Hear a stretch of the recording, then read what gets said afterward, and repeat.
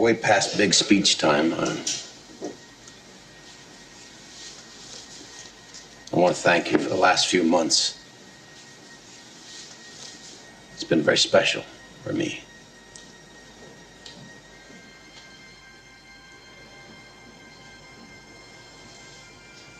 Anybody have anything they want to say? Yeah.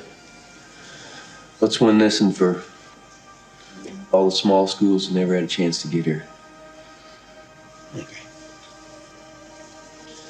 I want to win for my dad. Let's win for Coach, who got us here. Thank you.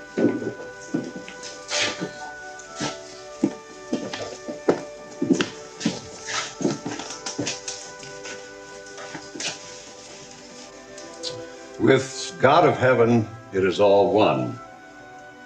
To deliver with a great multitude or a small company. For the victory of battle standeth not in the multitude of hosts, but strength cometh from heaven.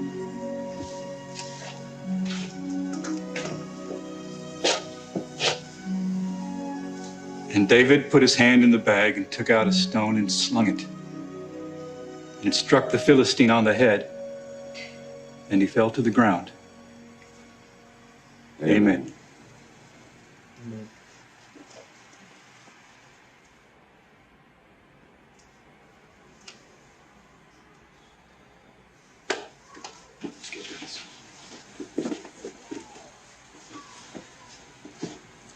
I love you guys. Welcome, everyone, to this episode of Beyond the Crucible, the podcast that dares to talk about setback and failure, but not so we can commiserate, but so we can elevate. Hi, I'm Gary Schneeberger, the co-host of the show, and our mission today is to offer you the hope that your Crucible experiences, those tragedies and challenges you faced or are facing right now, don't define you. In fact, they refine you. They did not happen to you, they happened for you. And no one I know knows this better than the host of the show, the founder of Crucible Leadership, and my friend, Warwick Fairfax. Warwick, this is a bit sad because it's the last episode of our summer series, Lights, Camera, Crucibles, but here we are. It is sad. It's been a fun series, but this is going to be a really fun movie to talk about. I think it's both of our favorite movies, so it's going to be a lot of fun. Well, that is an excellent way to tee up this episode of Lights, Camera, Crucibles, subtitled What Your Favorite Movie Heroes Can Teach You About Overcoming Setbacks and Failures. Because this movie today, the eighth in our series, is the movie Hoosiers, which is from, I actually didn't write down what, it's from like 1986, I think. It came out in the 80s. In 1986, and it's actually set in the 1950s. So it's kind of a fun, watching it again is a bit of a double throwback to the way movies were made in the 80s, and then it's set in the 50s, which is kind of fun. So the this one, as you said, it has a lot of rich elements to it as we look to mine the things that can help us move beyond our crucibles. Overall, big picture, Warwick, what's the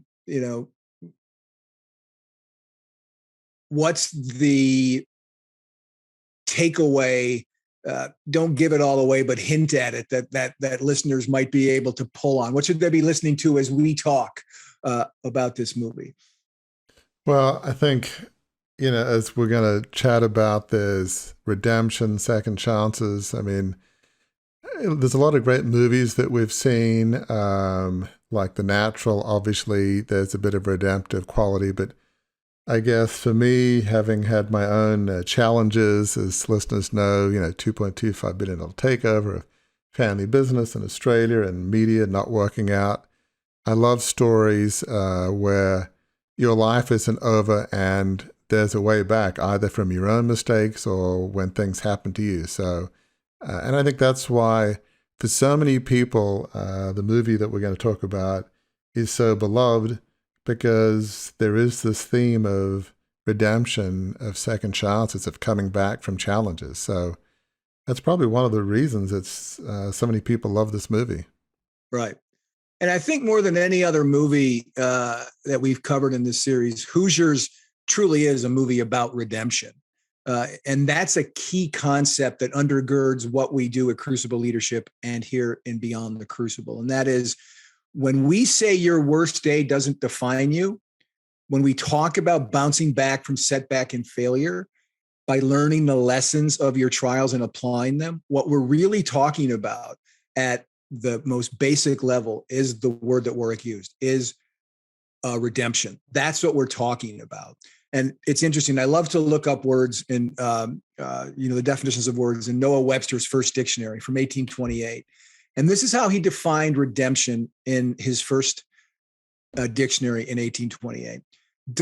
He defines it as this: deliverance from bondage, distress, or from liability to any evil or forfeiture, either by money, labor, or other means.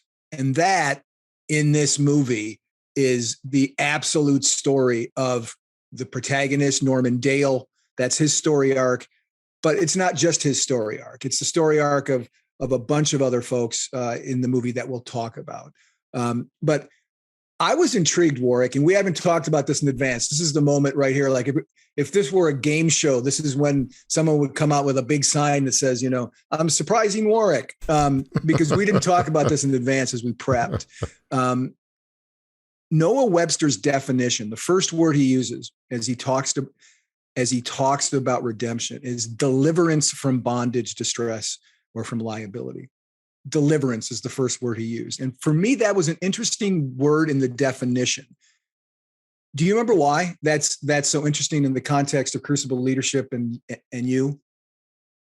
Maybe, yeah. I mean, I often would think that, what I went through was like prison, and I'm glad I'm out of it. But was a time in, I guess folks will see this very soon. We did a speaking video. Right. Mm-hmm. Shot it in Denver, and we prep and all, but in terms of the actual footage, I know roughly what I'm going to say, but that was the very first time that I said, when the company went under, while it was a tragedy in so many ways for me and many others in the company, there was a sense for me personally, deliverance. I might have even said deliverance from bondage. And, we shot this, a number of months ago, first time I've ever used that word. So sometimes the path of redemption, there's a sense of deliverance from a path that was painful and wasn't helpful. So yeah, that reminds me of that scene in my own little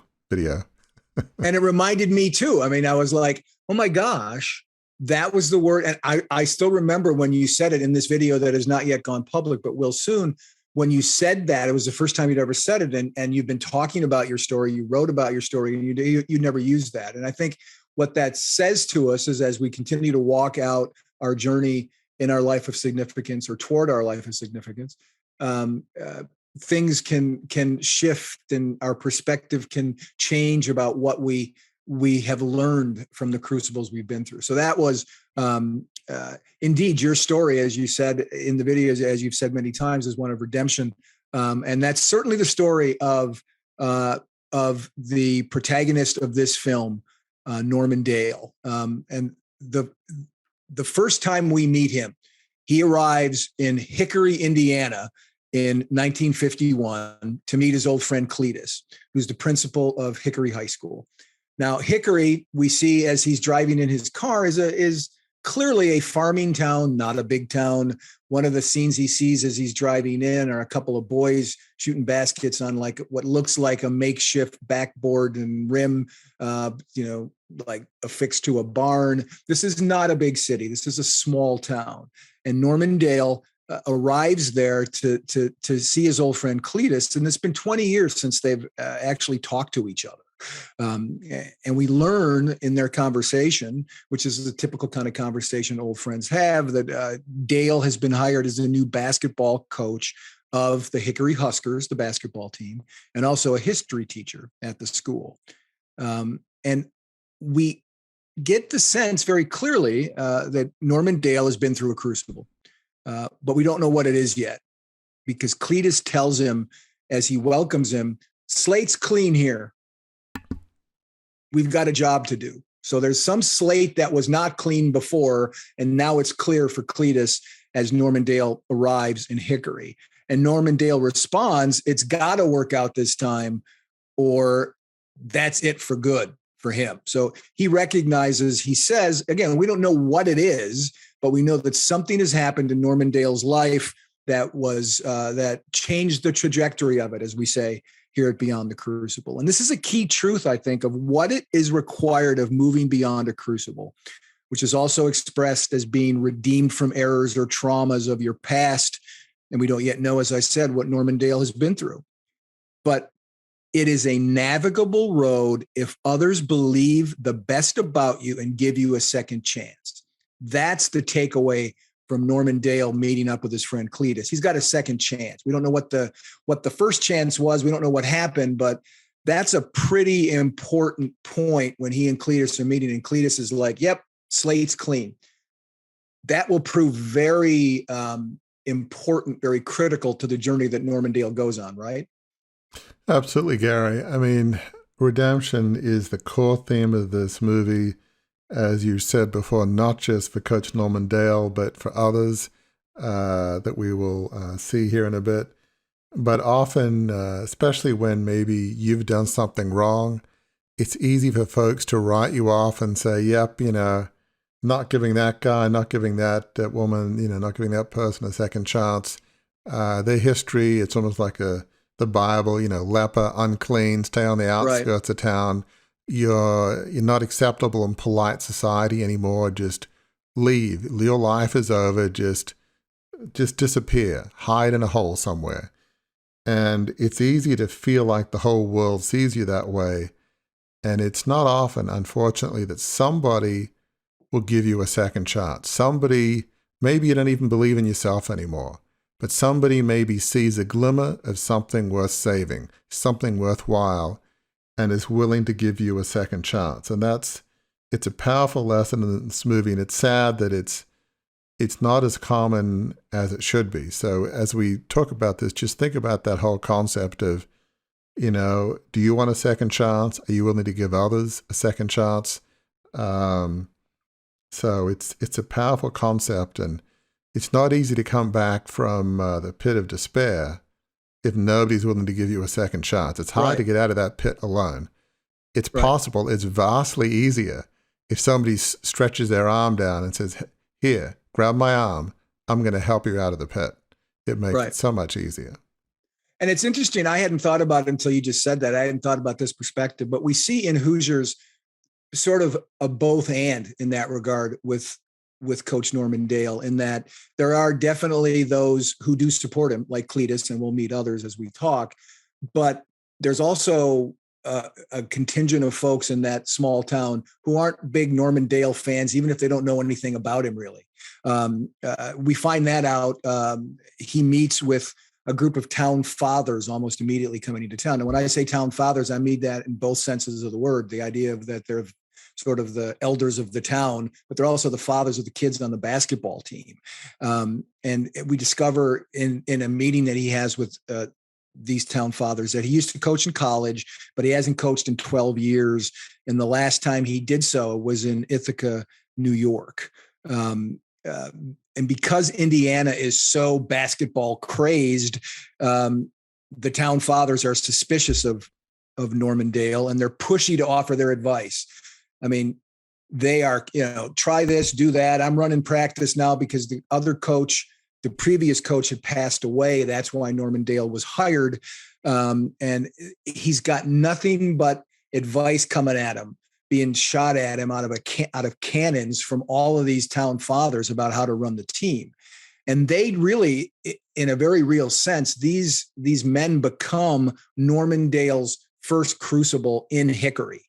And it's a common one for all of us. The expectation and vision of others interfering with our pursuit of our own vision. That can be very difficult to resist, and it can feel very traumatic to go through, right? It can. I mean, there's some wonderful vignettes. I think one of the dad's name is George, I believe, and says, Coach, here we play zone. We don't play man-to-man defense. And so which do you what are you? Are you zone or man-to-man? As if like there's a right answer. And Right. Coach Dale is smart enough not to answer the question because I'm guessing, more about basketball than I do. It probably depends on the other team and a variety of circumstances. And this guy, George, says, hey, Coach Dale, why don't you just basically, sit down, relax first few weeks, and we'll ease into it. It's like they're not willing to hand over the keys of the kingdom. I mean, it's just kind of crazy. So it is all too common when, you have a vision that you're trying to pursue that others will say, well, that's great, Warwick, Gary, but, here's how I think you should do it. And actually, your vision is not really meeting our expectations. And it's like, well, and that should matter why? It's like, it's my vision. It's your vision. It's like, why should other people get the right to interfere? Why do we have to fulfill others' expectations? Why do they get to tinker with it? But that's often real life is you don't have too many people saying, hey, any way I can help you or encourage you with your vision? Or, rather than let me, tinker with it and get my wrench out and start unscrewing stuff. That's not helping. That's messing. Right. It's a fine line between messing and helping. And we all know what it is. You know it when you see it. Right. So, but it's all too common that people want to kind of mess things up. Right. And in your own story, Warwick, in your own crucible that you've talked about on the show, and you unpack in detail in your book, Crucible Leadership, in your own story, it wasn't even so much, I think, that people tinkered with your vision. As you've said many times, your vision was sort of on the shelf. It didn't matter. So a bit about what this feels like, this idea of the expectations and vision others have for you can interfere with your pursuit of your own vision, right? Yeah, it's a good point. I mean, in my case, it wasn't even that my vision was on the shelf. It's like I didn't even know I had a vision. Right. I didn't know that I had a right to have a vision. That wasn't right to have your own vision. That was like morally wrong almost. I mean, that's an extreme case, but it's like my vision, which is not my vision, was to inherit the mantle of my great-great-grandfather, John Fairfax, who came out from England in the late 1830s and founded this great newspaper, the Sydney Morning Herald, in 1841, grew to be a 700 million, multimedia company, newspapers, TV, radio, magazines. It was massive.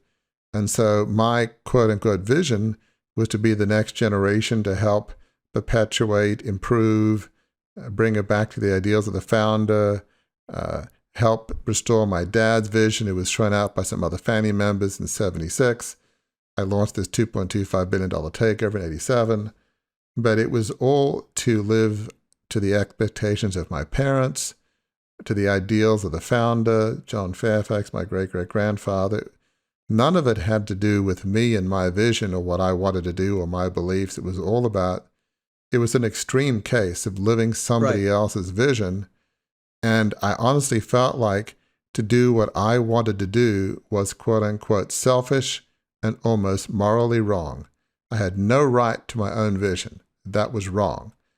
I was here to serve somebody else's vision. It's a warped concept. At the time, it made perfect sense. I have no right to my own life, my own vision. I'm here to serve not even my dad's vision, my great-great-grandfather's vision. Right. Like 100+ years before. That's like crazy, really. And there are beats of that to Norman Dale's story, this idea of you don't have a right to your own vision. You don't have it's not your job, even though you're the coach, to decide what kind of defense we play. It's not your job to decide who. I mean, one thing that was interesting about this movie, it's funny that the high school sports cliche of parents of athletes on the team that wasn't explored at all in this is parents being mad that their son isn't playing.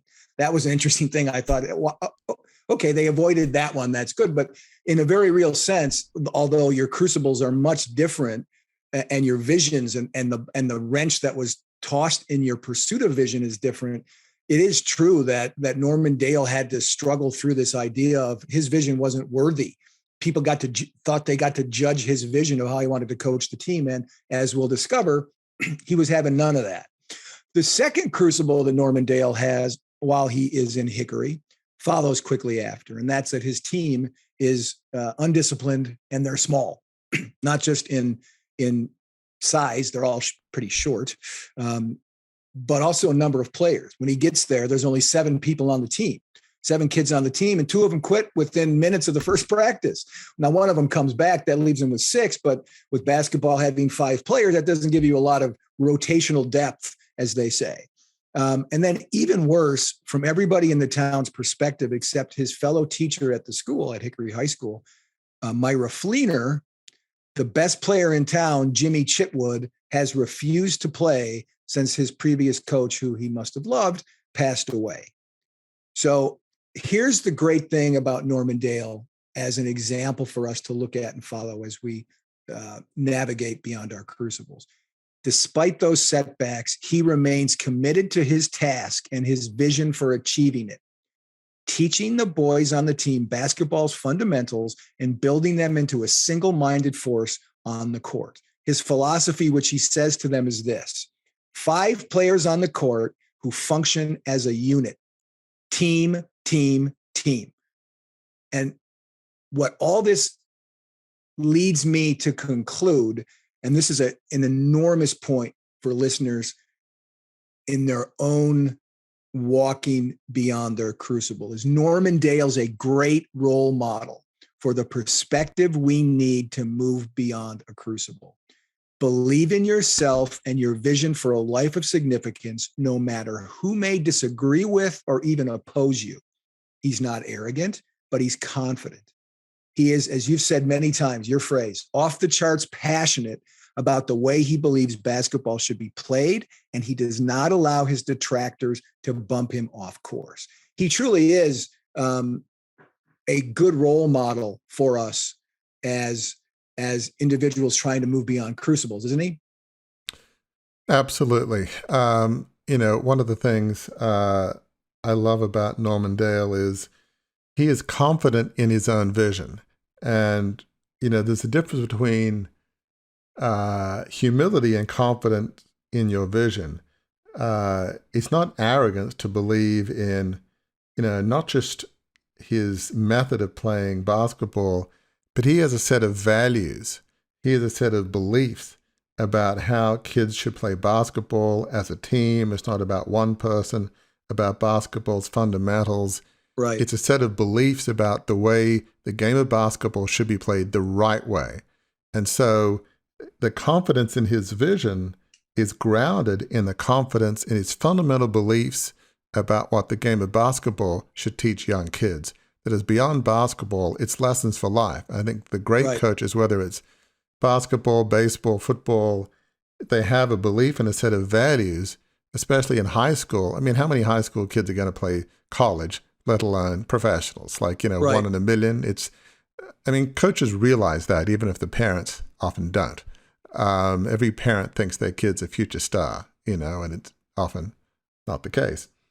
But the coaches realize it's not just about winning and losing. It's about molding young kids to be great, men and women when they grow up. And so that's what Norman Dale believes. And so it's not arrogance. It's confidence in his vision and the beliefs and values that undergird that vision. That's what Norman Dale is really fighting for. He's really fighting for the character of these kids, in a sense. Right. And remove the word basketball from everything that you just said. Take it out of a sports context. That's the kind of thing that leaders everywhere need to have. Leaders in the home. In my favorite phrase that we don't use nearly enough, from the boardroom to the living room, right? Leaders all over the place. That is the perspective. That is a healthy perspective to have. Lean into your values, lean into your passions, and then march those out despite the shots that might get fired at you from those who don't believe. The other thing that Norman Dale does, he doesn't go for the easy fix, quote unquote, in turning around the fortunes of the team. He meets with Jimmy Chitwood, the kid everybody says they got to have on the team or they're not ever going to go anywhere. And because Jimmy's always shooting baskets around town, and Coach Dale tells him he's not going to try to woo him back. He's not going to be like everybody else and say, oh, please, please, please come back. He actually tells Jimmy Chitwood this: your talent is yours to do with what you choose. That is a truth that applies to all of us, right? When trying to chart a course to a life of significance. Our talents and passions are the building blocks of our vision, but we have to be the builder. We have to be the builder. No one else can force us to take on the construction for us. It's our responsibility. And Norman Dale says to Jimmy Chitwood, your talent, do with it what you will. That is a perspective we can encourage in others, but we have to adopt ourselves. We have to believe that's true about us too, don't we? It's a great point, Gary. I mean, this is really one of the high points, and there's quite a few of them, of the movie, in which Coach Norman Dale lives his beliefs. Like, he has fundamental beliefs in his own vision and values, but he is not going to foist and impose his vision on somebody else. And if, as we'll see, if Coach Norman Dale's vision was all about winning, Norman Dale's buddy, Cletus, who's the principal of the school and is an assistant coach, at least certainly for part of the season on the team, Cletus says to Norman Dale, Jimmy Chitwood is a standout basketball player, the best he's seen in 40 years. That's a long time. He is just got this special talent, this gift, that in this small high school where early in the movie they say there's like 64 boys in the high school. So, they got to pick, 5, 7, however many they can get out of 64. It's a small school. So if he was all about winning, it's like, look, if I'm going to have a successful season, it all rides on Jimmy Chitwood. If he plays, we've got a shot. If he doesn't play, we're doomed. So therefore, however I've got to manipulate, coerce, force, bribe, whatever it takes, if I'm about winning, I mean, if Jimmy plays, maybe we win. If Jimmy doesn't play, we're doomed. And that's probably an accurate assessment. It's probably that simple. But what I love about this is that Coach Norman Dale is not going to impose his vision on Jimmy Chitwood. He realizes, and he says to him, not so many words, is you have the right to do with your life what you will. I'm not going to force you to play basketball. And he doesn't.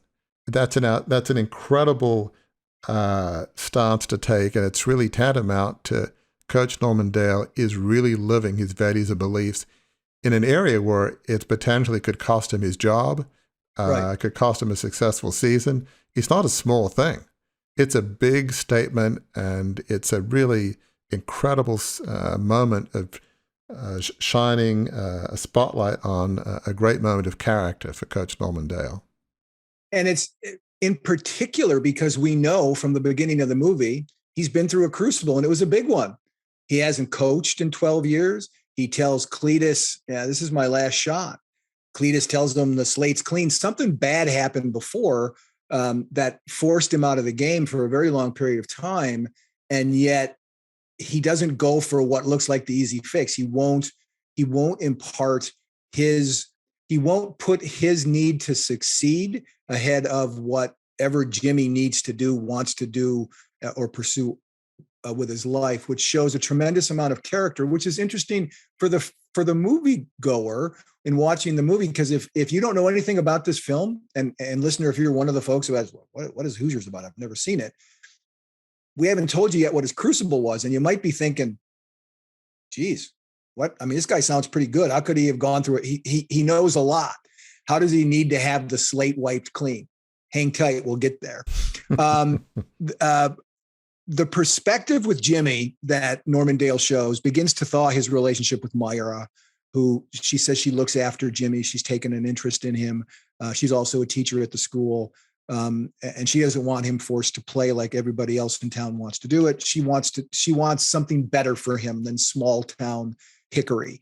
She's not sure what that is, but she wants something better for him. And then Norman Dale moves on and continues to wrestle with executing his vision. And here's an example where the opposition comes from his players. After telling them, again, trying to teach them how to play basketball right, as you said, he tells them, pass the ball 4 times before shooting. Clear instruction before the game. but one defies the order as the team is losing, figuring if passing the ball 4 times, we got to make up a lot of score. I'm just going to start, chucking the ball at the basket. And he makes most of his shots. But Norman Dale takes him out of the game anyway. He then plays with only 4 boys on the court when another one fouls out. An important truth here for us all to remember. Our visions may face opposition, but we can't abandon them if we want to achieve them. It could have been easy if Norman Dale was all about winning, not about building the proper way to play the game in these boys entrusted to his coaching.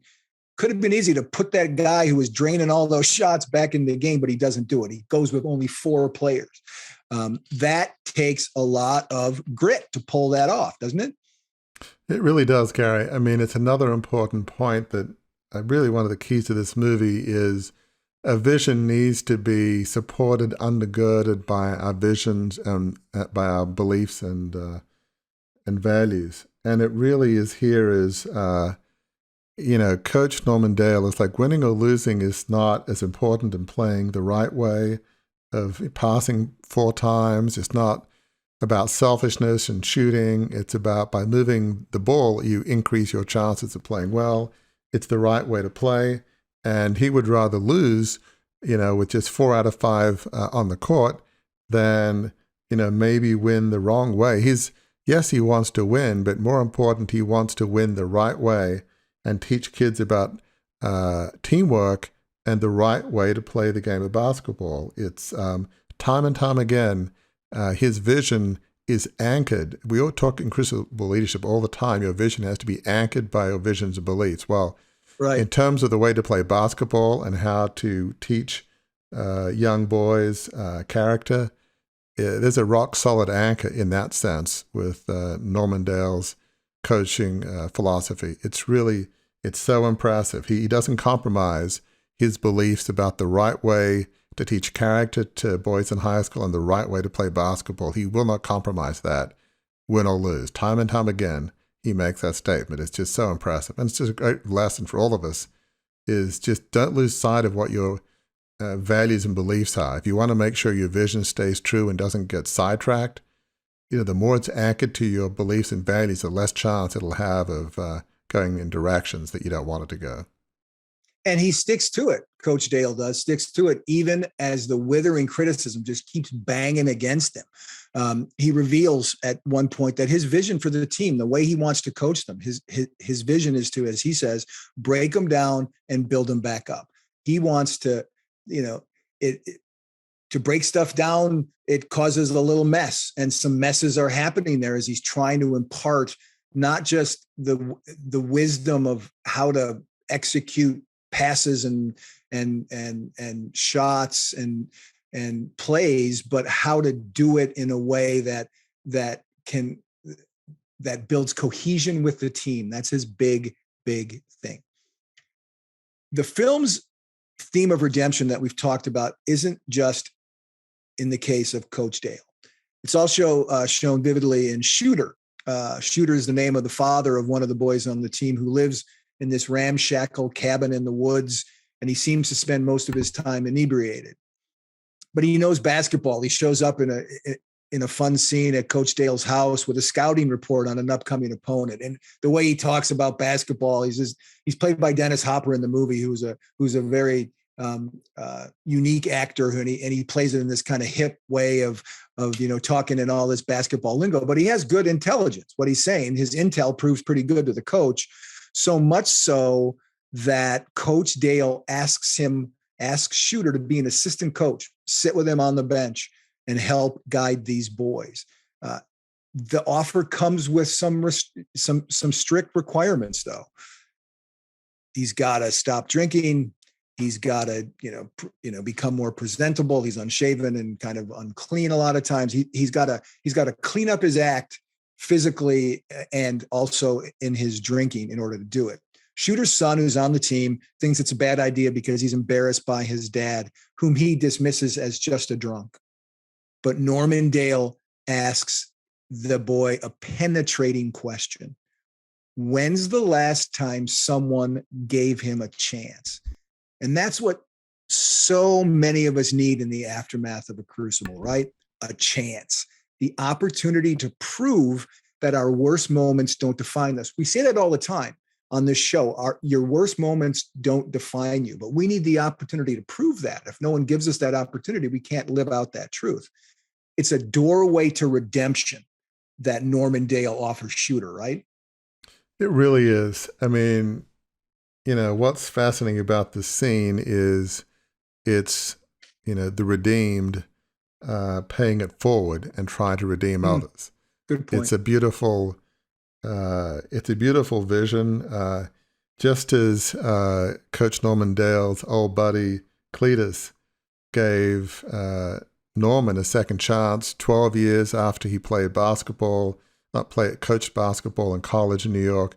It's so bad that he left basketball completely and was a petty officer in the Navy for 10 years. That's about as far away from basketball as you can get.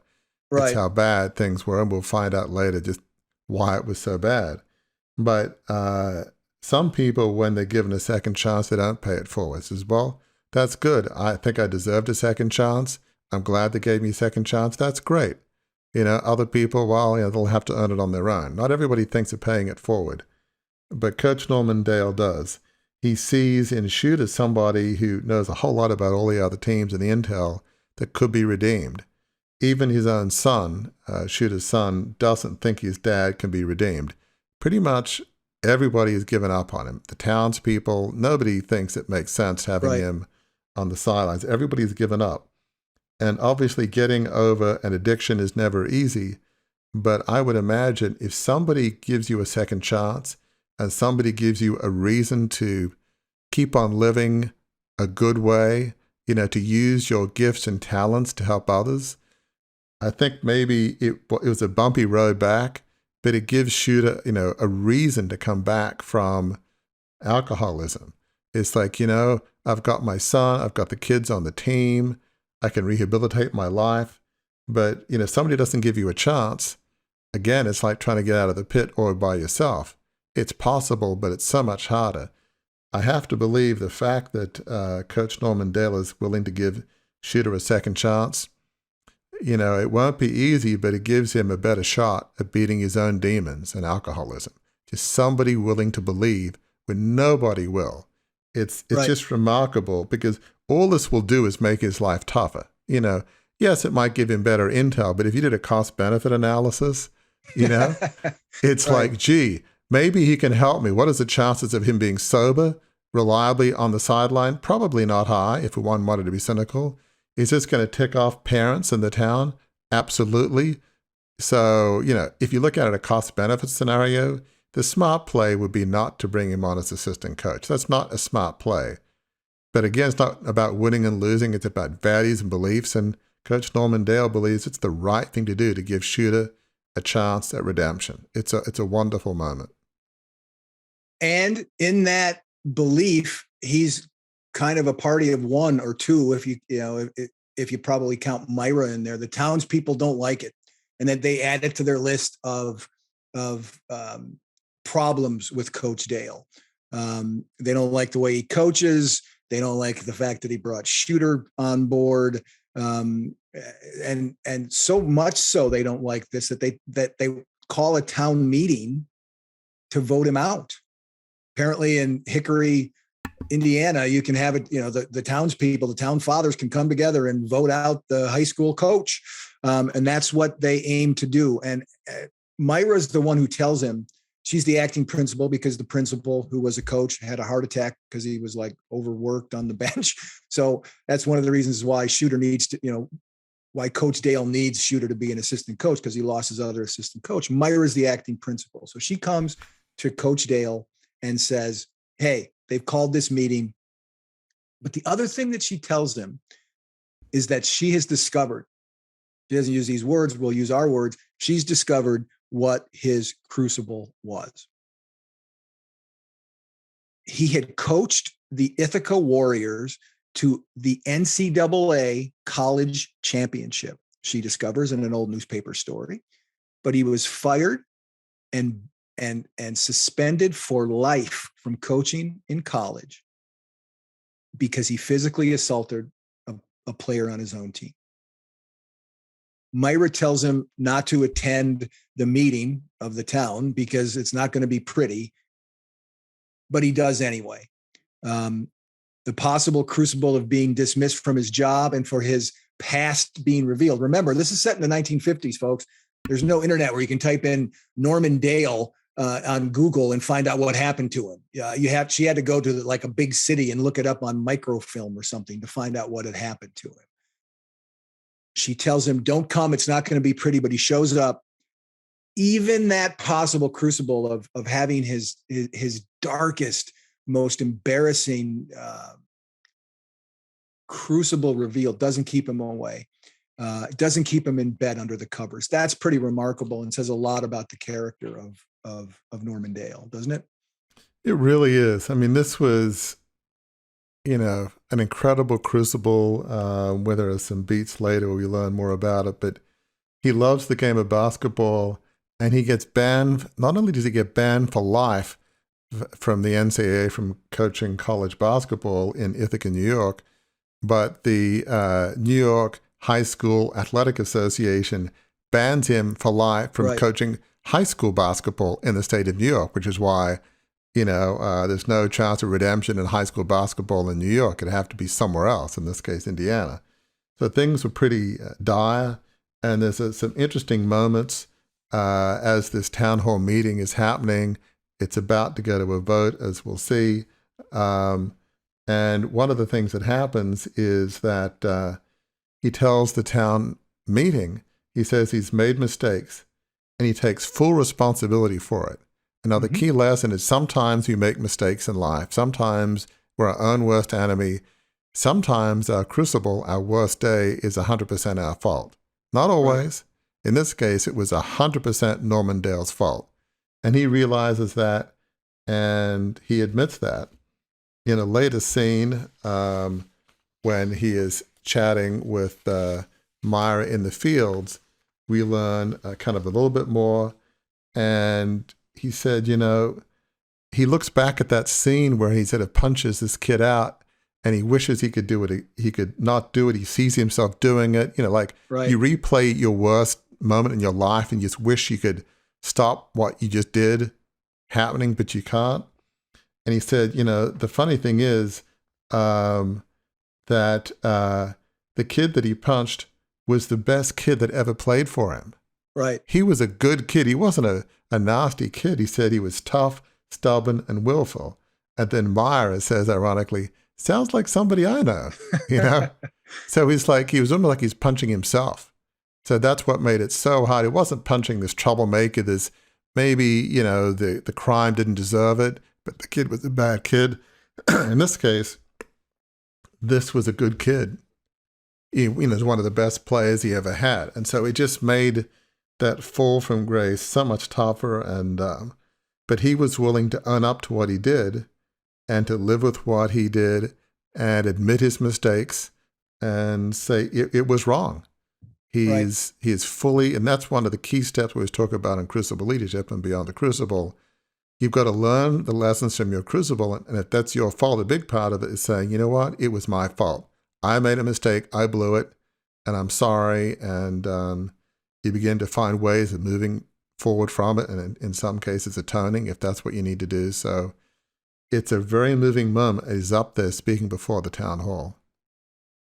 Yeah, and it's two unexpected things happened during that meeting. One, you've teased a little bit in that he had a scene with Myra later where he reveals that the player that he punched was someone who was the best kid on the team. Myra's perspective on Coach Dale changes during the meeting. She goes up there with the intention of reading the story that she found in the big city, and she doesn't. Her view of him is changed. She sees the character in him. She sees something in him in the same way that Coach Dale sees something in Shooter. She sees something in him that's worth giving him a chance and not reading the thing that would have been his absolute dismissal warrant if she would have read the story of what happened. And you picked up on something when she goes back to her seat in that meeting, how she is emotionally by that moment, right? Yeah, I mean, as you know, at this point, she's the assistant principal. I think it must have happened earlier. Cletus has a heart murmur. Something happens. He's laid up a bit, and so normally it would be Cletus as the principal getting up in front of the meeting to represent the school. Well, now it's Myra, and you could see as she's talking about Coach Norman Dale, she kind of tears up a bit, and you're right, she can't get into all of the stuff that's happened. And so you begin to see that her view of Norman Dale has changed. She has empathy. We learned earlier that she doesn't really like basketball a whole lot. She has a brother that played basketball, and her whole family idealized her brother, and, look what's happening at the game, and he's so good. And it's like, what about me? So, she just sees these kids with this shining moment in high school, that's their shining moment, and then it's over. So she's not a great lover of the game of basketball, Yeah. So it's just amazing how you see her empathy for Norman Dale really growing there. She sees, maybe she learns not just something about him, but maybe she learns about the game of basketball when done the right way, what it could be, in this case, to young boys, young men with their character. She learns lessons that I think she never understood before meeting Norman Dale. It's a fascinating and sort of complex scene. Yeah. And the other thing that was unexpected that happens during the town hall meeting is that, lo and behold, Jimmy Chitwood comes in. And Jimmy, shy kid, great jump shot, shy kid. Jimmy says to the assembled town folk that he's decided he's going to play basketball for the Hickory Huskers. He's coming back to the team. One of the parents who had just voted to get Coach Dale out screamed something like, "See, I knew as soon as we got rid of this coach, he'd be back." But Jimmy has a surprise for him. Jimmy says he'll only come back if Coach Dale stays. And this is an appropriate time to reveal that I am indeed wearing a Hickory High School, not jersey, it's a jersey, they call it, a shirt. This is Jimmy Chitwood's number. So I am representing right here, Jimmy Chitwood. I had to not hide, but behind my microphone, you couldn't tell what number I was wearing, but that's what number I'm wearing. I'm wearing Jimmy's number because Jimmy comes back to the team, and I didn't want to give that away too soon. From that moment, when Jimmy comes back, the trajectory of Hoosiers changes. The team starts winning. In a sense, the team has redeemed itself. Coach Dale trying to help Shooter gain confidence after he froze in an earlier game when the coach was kicked out for arguing with the refs, this time gets kicked out again on purpose because he wants to give Shooter another chance to do it. And Shooter does it. He leads the team to victory. But a few games later, Shooter relapses and he ends up in a rehab hospital. And that, I think, is a good reminder that redemption is a journey. It's not a one and done scenario. When moving beyond our crucibles, we often, maybe even usually, encounter or cause other ones. That's when it's important. Here's the critical point. That's when it's important to have people around us who believe in us. And it's also important to be a person who believes in those going through crucibles. For me, Warwick, that was perhaps the biggest aha moment in this movie is what happened to Shooter and realizing perfection is not required even on the road to redemption as you're walking that road, right? It is a great scene and a great moment. Coach Norman Dale, he's not a fair weather friend. It's not like, okay, I'll have you as assistant coach if you clean yourself up and stay sober, but hey, it's one strike and you're out. You make one mistake and your history. At least that's not the way he treats Shooter. He has relapses. Life back from the bottom of the pit is typically not smooth. Stuff either happens to you or you tend to make mistakes. You don't go from, not that many people have just a completely clean slate when they're trying to climb back from crucibles, whether it's alcoholism or, whatever other crucibles, sometimes there are relapses. And what's important is having somebody like Coach Norman Dale is in your corner. And it's like they're not going to just abandon you because you make a mistake or you have a relapse. It's what's the trajectory? Are you moving forward? And having somebody that believes in you, the way Coach Norman Dale did, it's incredible. It's just like he's not going to give up on his team and the young boys on that team. He's not going to give up on Shooter. It's amazing. We need to be like Coach Norman Dale and not give up on people. And we also, want to have people like Coach Norman Dale in our lives that won't give up on us when, right. Maybe we have a bit of a relapse. You want people that'll stay with you. And that was part of his values and beliefs. It's really impressive. Yeah, there's a really sweet scene that happens after that when Coach Dale visits Shooter in the hospital, and Shooter is going through, withdrawal from alcohol, and he's just emotionally distraught, and he's almost crying, and he's kind of frantic, and he keeps apologizing, and he keeps saying he's no good, and I mess everything up, and Norman Dale says to him, nothing could be further from the truth. Again, at his lowest moment, when Shooter wants to just literally stay in bed with the sheets pulled up over his head, Coach Dale gives him a word of encouragement, a word of, here's a perspective on who you are that's different from your perspective right now, that you're more than your worst day, is basically what he's telling Shooter. Nothing could be further from the truth. So the Huskers make an advance in the playoffs. And Coach Dale, when they're in the playoffs, gives a speech to the team, making clear how much he believes in them. And I want you to listen to the words of this speech, listener, because I think this is the kind of thing that you could type up, stick on your wall as you encounter your own crucibles. It's not 1950 at the moment. You're not a high school basketball player, perhaps. You're not a basketball player at all, perhaps. But what Norman Dale tells his team before this playoff game is exactly the kind of perspective we need as we're looking to move beyond a crucible and aim at a life of significance. Here's what he says.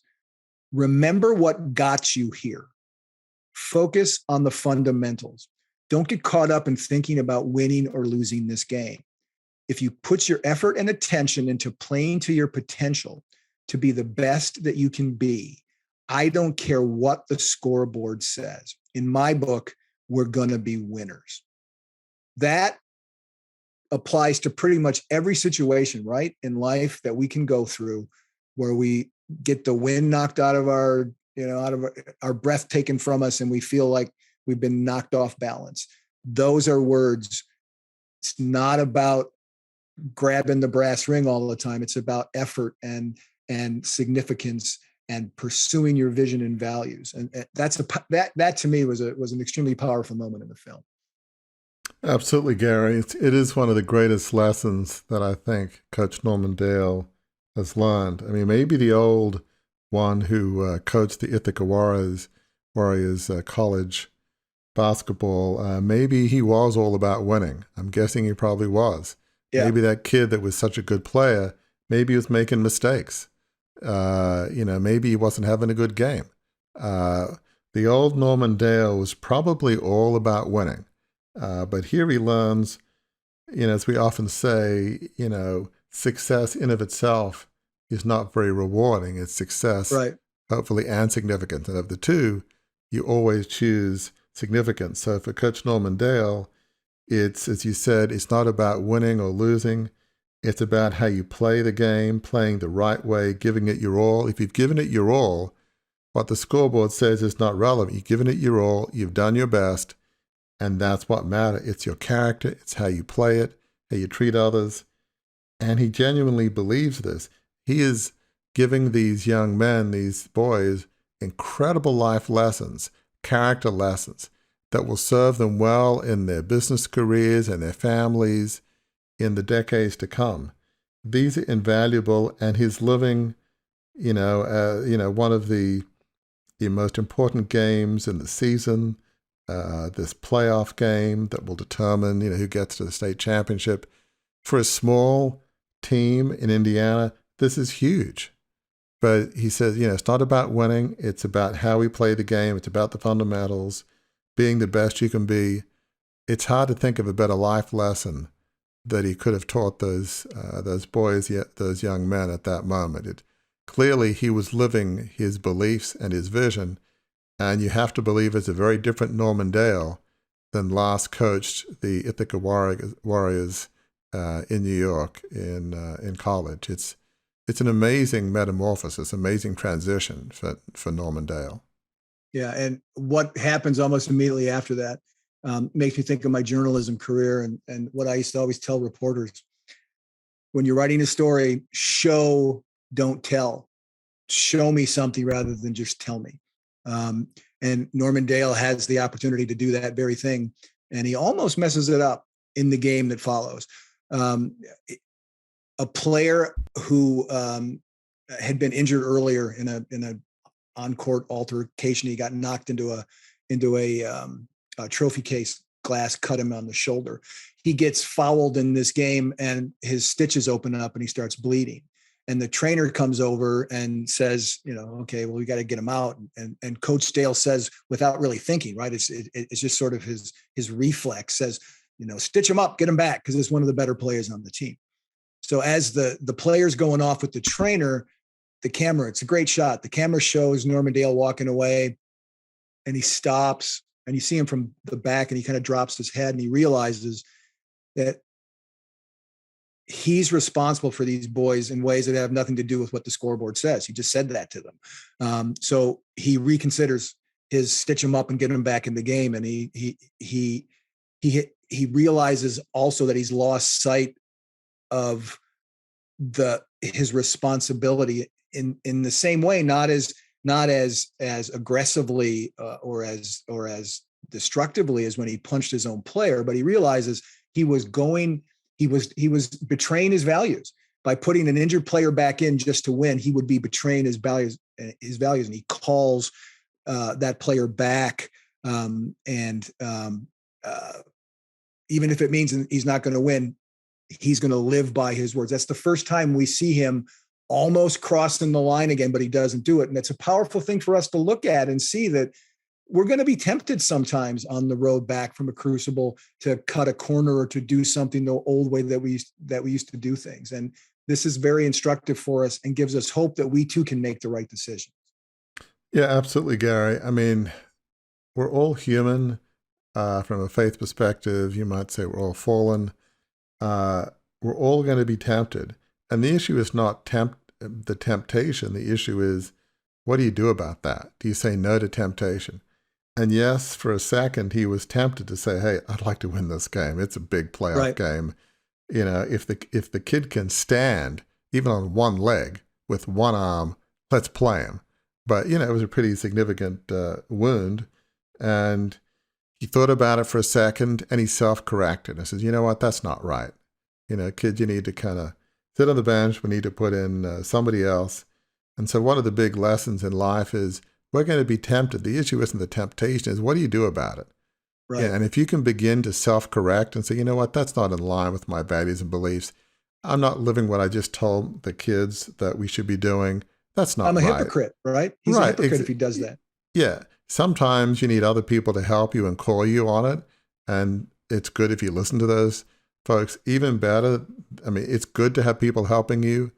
It's one step even better if it doesn't even get to that point, because you correct yourself before somebody else needs to, or before you do damage. So it's a powerful lesson. Live your values and beliefs. And if you suddenly feel like, well, hang on, that's probably not a smart play, then pull it back. Don't make the mistake. And that's what Norman Dale does. It's really impressive. And in that moment, I think his redemptive arc is complete. His path to redemption he's reached that destination. He puts significance, caring for others entrusted to his care, over success, which would be winning a playoff basketball game. And that's what we talk about here all the time. Significance is far more valuable than just success. success with significance, great. Norman Dale decides significance is what I'm aiming for. That's what I'm preaching to these kids. That's what I'm going to live by. And if success happens, great. If not, so be it.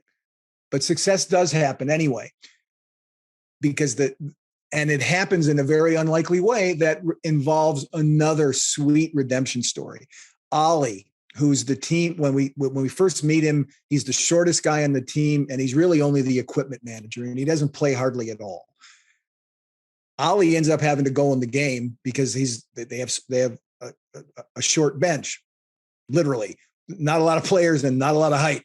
And Ollie, who doesn't ever get to play, has to go in. The other team recognizes Ollie's not probably very good, so they foul him a couple times, thinking he's never going to make the free throws. And what I loved about this, Warwick, is that it's set in the 50s, and that was when it was more common to shoot free throws underhanded, right? And so the first free throw that Ollie throws after he gets fouled is like 10 feet short of the basket. So you're like, oh gosh. And you can see the wind coming out of all the Hickory fans in the stands. But he's got to make 2 shots to give them the lead. And he actually does it. It's the redemption story of the quote unquote least valuable member of the team who's given the chance, and he leads the team to victory. He seizes that chance when he's given it. And that is again, the belief and even putting him on the team. If we go back to the first scene when Ollie says, I'm just the equipment manager, and Coach Dale, who just met the players minutes ago, says, no, okay, you're going to play. He says, no, you're a player. So the very fact that, sure, Coach Dale probably wouldn't have, if he had the ability to not have to put Ollie in, he probably would have chosen not to do so, but he was the last player on there. But the only reason Ollie's on that bench is because Coach Dale believed he could contribute something, believed he deserved to be a player when he first met him at the start of his journey, which is, again, another way of how Coach Norman Dale's character shines through and helps the team achieve significance and success together. Yeah, there's so many examples of redemption in this movie, and that's another great example. Nobody believes in Ollie. He's the shortest player, the least athletically talented. I think there's critical times in the game where, he just, dribbles the ball out of bounds. He gets the ball stolen. I mean, it's just single-handedly, if you were a cynic, you'd say Ollie is single-handedly trying to help us lose this game. Well, if you're a parent of another kid, you tend not to be charitable because you're all about winning.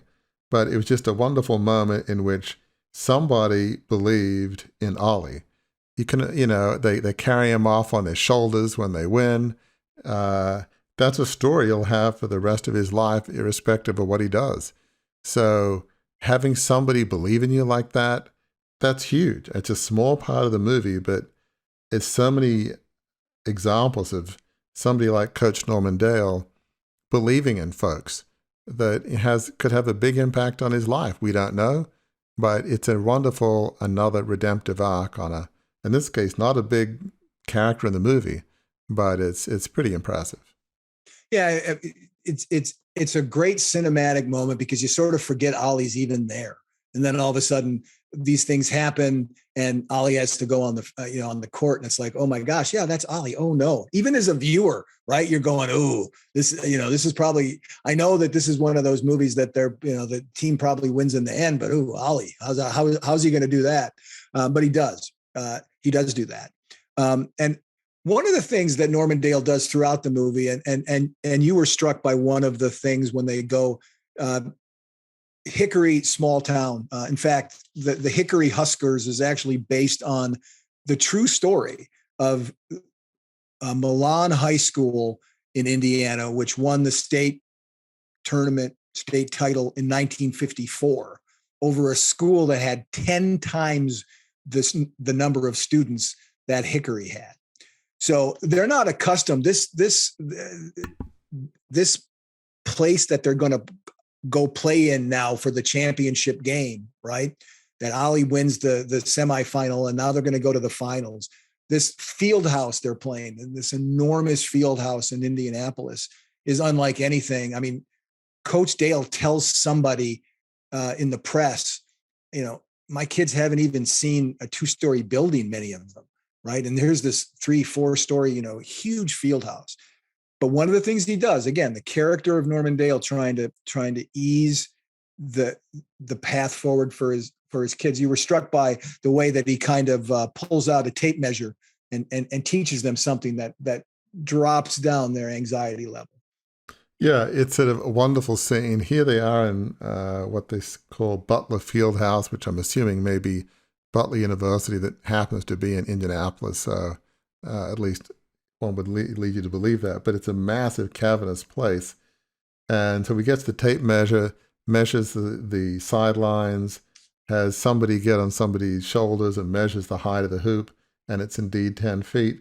And he says, funny, the measurements of this court are the same as our court back in Hickory. Huh. Right. That's interesting. Obviously, the place is much bigger, but the court's the same. It was a powerful way of telling his students, telling his kids, hey, I know this seems pretty scary. It's just a basketball court. It's the same as we have. Just really trying to settle their nerves down. And it's an amazing moment. So this will come as no surprise probably to anybody who's listening here, but Hickory does get to the finals.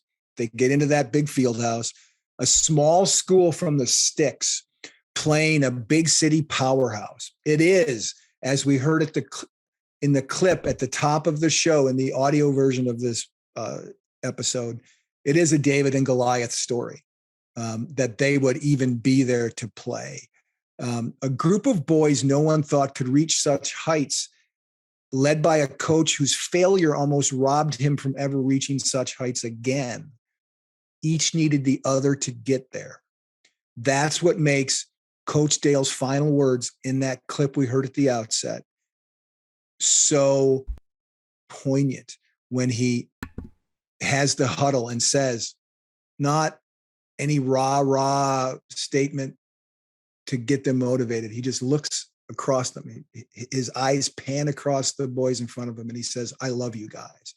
Such a poignant moment that speaks to the importance, the value of significance over mere success.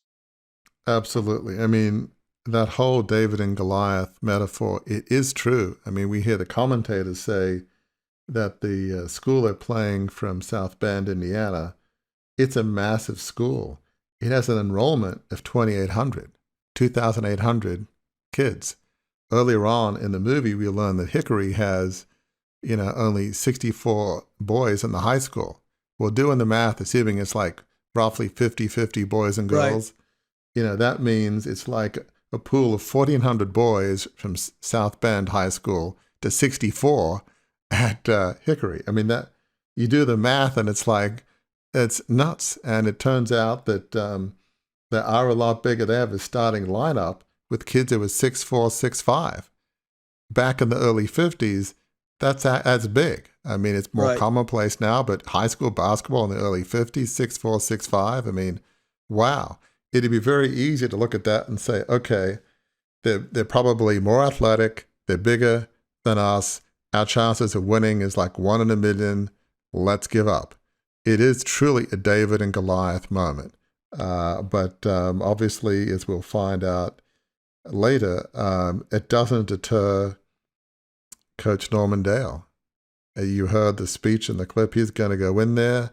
He loves these guys. They're going to do their best, win or lose. It's not about the scoreboard. They're going to play the game of basketball the right way, and they give it their all. But certainly before the game starts, you would think the chances they have of winning is close to zero, given the size of the school, the size of the other players. You would say maybe it's not zero chance, but it's about as close as you could get. It really is a David and Goliath moment, that game. And David, who in the biblical story has a slingshot and a stone, in this movie, Hickory has a Jimmy Chitwood and a basketball, because here's my guy, Jimmy Chitwood. Here's my jersey again. Jimmy Chitwood ends up taking the last shot and wins the game.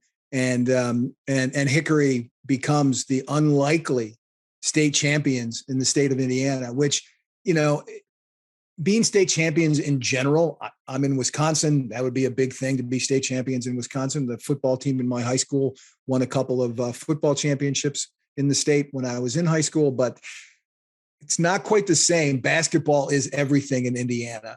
And that's where Larry Bird is from, right?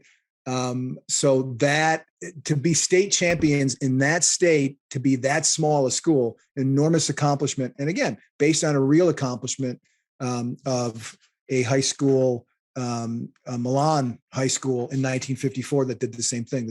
That's who Hickory is based on. But the beautiful thing about the movie, it ends, Hickory wins. Shooter is fully reconciled with his son. That scene, Warwick, when that happens, the reconciliation of Shooter and his son, I know that moves you, seeing that play out on screen. Talk a little about how that was so moving to you. Yeah, again, that's obviously you have the redemption of Norman Dale with Cletus, the high school principal, longtime buddy of Norman Dale's, believing in him, giving him a second chance. And you've got Coach Norman Dale believing in Shooter, giving him second chances even when Shooter kind of falls back and is drinking again. Coach Dale doesn't give up on him. And at first, Shooter's son is like, well, Coach, why are you doing this? Like, it's hard for the son to believe in the father. But in some ways, I think you have Coach Norman Dale modeling a redemptive spirit, modeling redemptive character. And in a sense, he disciples and teaches Shooter's son about forgiveness and redemption.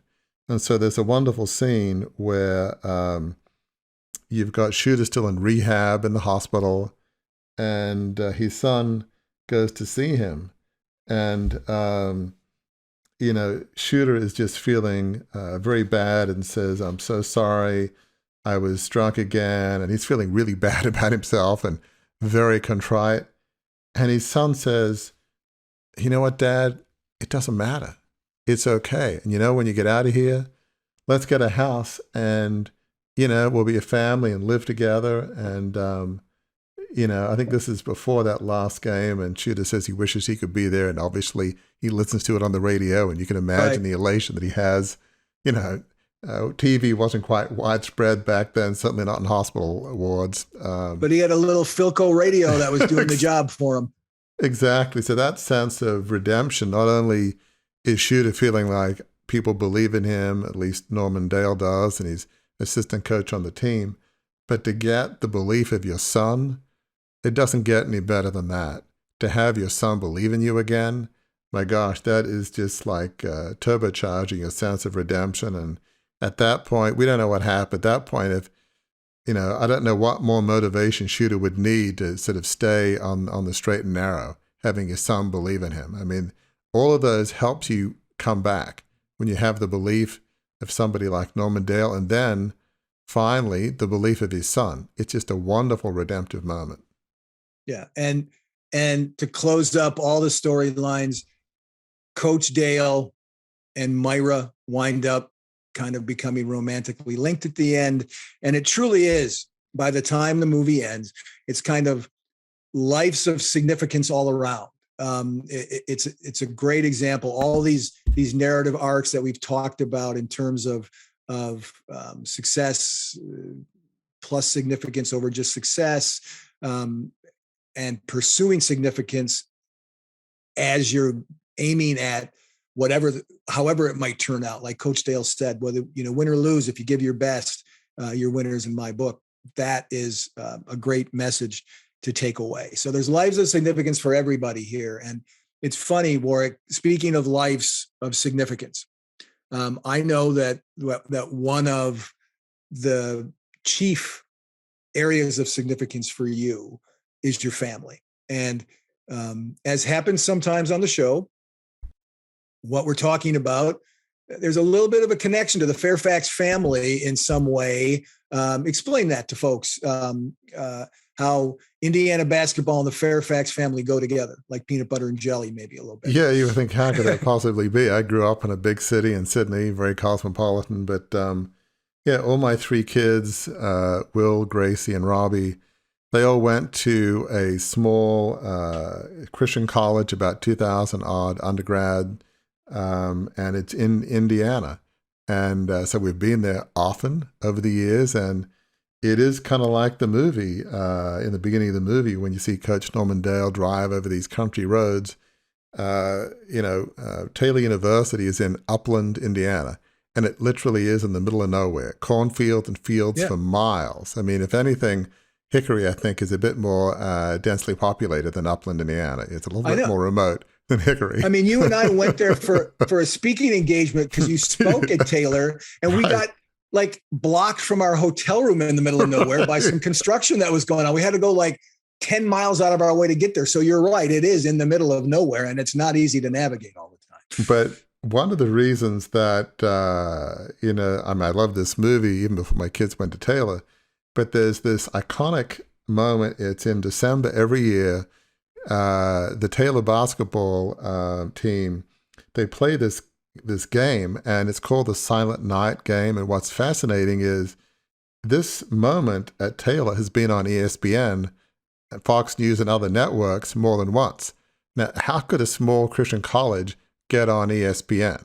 You would think that's kind of impossible. Nobody's really heard of Taylor outside of maybe Christian education. So there's a moment when the whole people in the stands, all of the fans, is silent until the 10th point is scored. And when the 10th point is scored, all pandemonium breaks out. You have kids dressed up in everything from gorilla suits to, all sorts of weird and wacky costumes. And they all, run onto the field, and music's playing, and, all of this, the poor opposing team realizes this is going to happen. They played Taylor in their conference, and at the 10th point, stuff's going to happen. And then after the mayhem ends and the fans go back in the stands, they play Silent Night. And the fans sing Silent Night. The game of basketball is going on. And so you're playing the game while people are singing Silent Night, and they're moving back and forth. And so, won't see it in the audio version, but we'll try and put a clip in. There's a YouTube clip. You'll get a feel of, when people, yell when the 10th point is scored, and then Silent Night is being played. And you'll see in this clip a close-up of my older son, Will. He's got a green hat on, no shirt. He's part of another group of guys in his dorm. Not quite sure how we'll point him out. Maybe an arrow. We'll figure out something so that you can figure out who he is. He's like got a T painted on his chest. Is that what he's got painted on his chest? A T and a green hat. So you'll see it. But it's a wonderful moment and a great tradition. And, it's Indiana basketball. Of all the states in the country, basketball is synonymous with Indiana. Small town places that brings people together. And it's a wonderful tradition, and they've been doing that for many years. Of 10th point, it goes silent, and then they go crazy and singing Silent Night. Packed stadium. It's pretty amazing. And even the opposing team, it's hard not to get swept up in the moment when those sorts of things happen. So Indiana basketball, it's a special place, and special traditions. Welcome to Taylor University, and thanks for joining us tonight as we get set to witness one of the best and most unique traditions in all of college basketball, the annual Taylor Silent Night game. Students are packed into the stands tonight, and they'll all wait silently until the Trojans score their 10th point.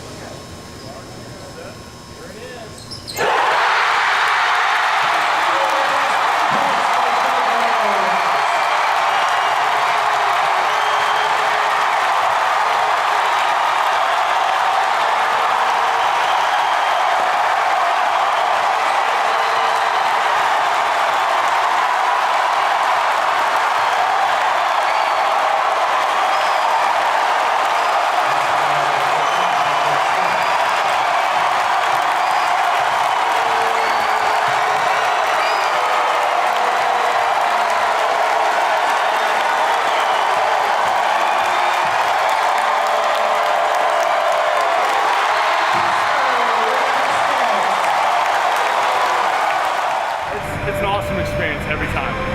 This being the third year, it never gets old. It's always crazy. It's an honor to be a part of it, and it's such a unique tradition. A huge crowd and great basketball environment, so it's a good time. It's a special thing to be a part of.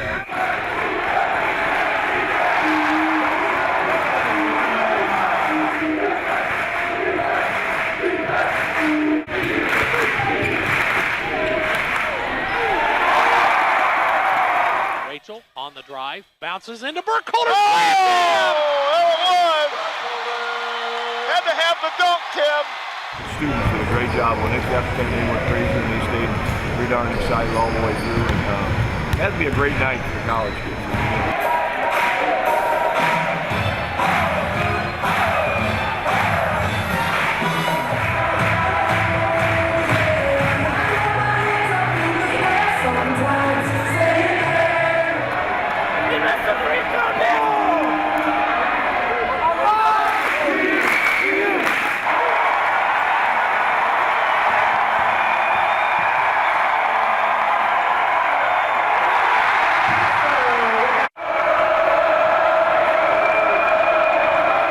A great tradition.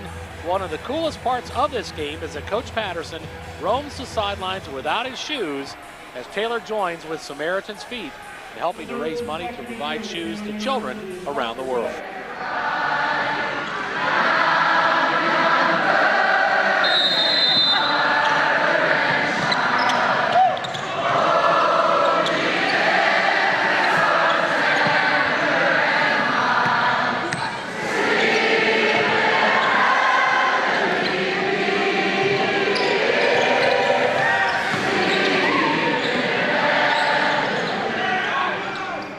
Even in that moment, right, as rambunctious and Mardi Gras like as I've seen the clip, you showed me the clip of all of the, once that 10th point is scored, it's Mardi Gras, it's New Year's Eve in Times Square, it's crazy. But then to sing a Christmas hymn of significance at that time, again, I think speaks to what's really important in the hearts, certainly of the students at Taylor. And backing up into the movie, we see what's important, right? We've been talking about in this episode what's important to Coach Norman Dale and the way that he pays that forward to some people. He's been given a second chance, and in that second chance, he gives other people a second chance. And that's really kind of a beautiful way of living beyond your crucible. So this is fun because I've never asked you this question in any episode that we've ever had a dialogue. And it's appropriate for this, the final episode of Lights, Camera, Crucibles.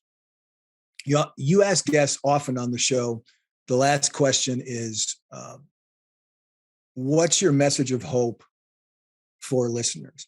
I'll reframe it a little bit. What is your perspective message of hope that you believe, big picture, 30,000 foot level, this 8-part series on what movie heroes can teach us about overcoming setback and failure? What's your message of take this away, folks? Here's your hopeful nugget as you consider all 8 episodes of this series. I'd say we talk a lot on Beyond the Crucible and Crucible Leadership that your worst day doesn't have to define you. It could be from something that was horrific done to you. It could be from your own mistakes.